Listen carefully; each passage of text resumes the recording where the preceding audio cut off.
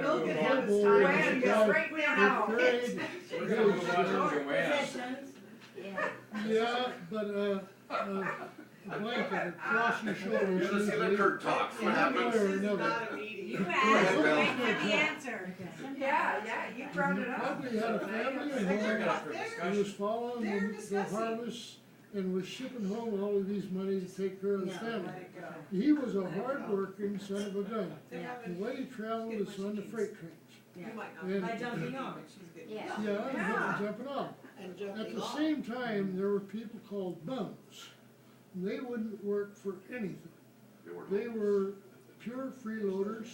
They're on the streets of Santa Cruz. You see them all the time. And In the thirties. a hobo was an entirely different type of a guy.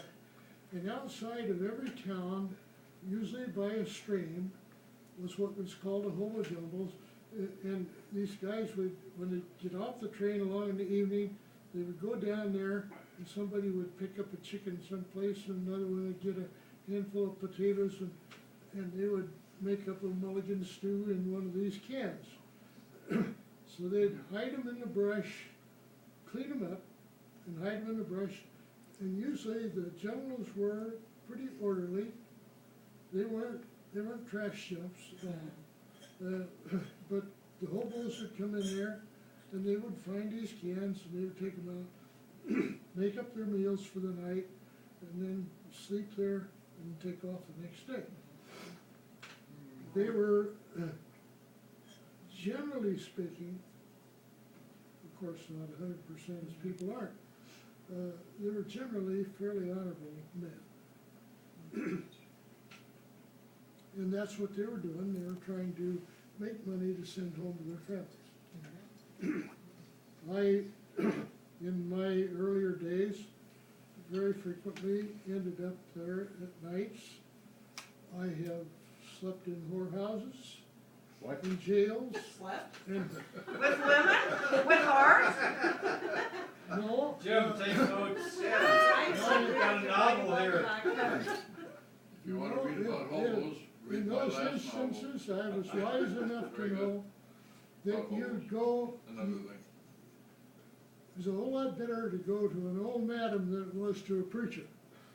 You go to him and you say, what can I do for a place to sleep tonight? And they'd put you to polishing shoes, splitting wood, or whatever.